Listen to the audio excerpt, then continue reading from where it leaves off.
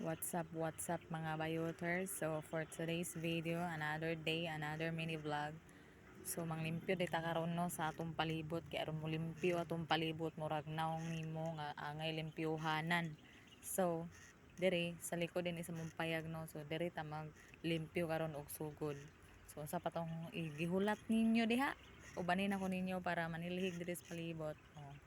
Ato kung gipadaplin kuan to siya banuot pa kana bitaw murag ikaw gipanuhot bitaw banuot to siya ng papaso bitaw guys kuan na siya karon mawala mga lamok ba lamok sa kalibutan.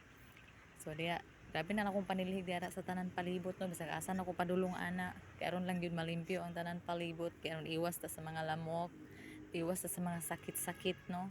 Pero watay choice ani na gyud tay sakit kamo namoy sakit sa utok.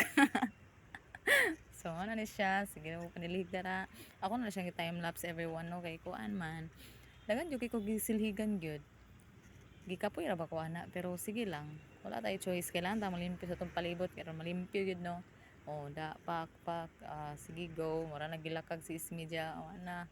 So, kanan among daspan, no? Grabe ka kuan pusgan. Wala na ginay gunitanan.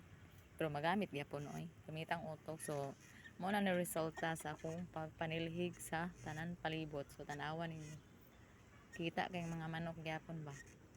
Mo na ni siya nani ang kung gipanglimpyuhan guys no. Tanawan ninyo ug asang video na agyoy manok lisod pod ang papa ni Janjan kuan man dagan mga manok binuhi no na mga Bisaya na mga pangsabong. So sa may gihulat ninyo gusto mamalit og manok anhila mo diri sa Tagaloan charis lang buot og baligya murag iyaha. So sa may gihulat nato so dire ra ko tama no ay wa pa man din human di ay sabi ni di ay buhay laban lang.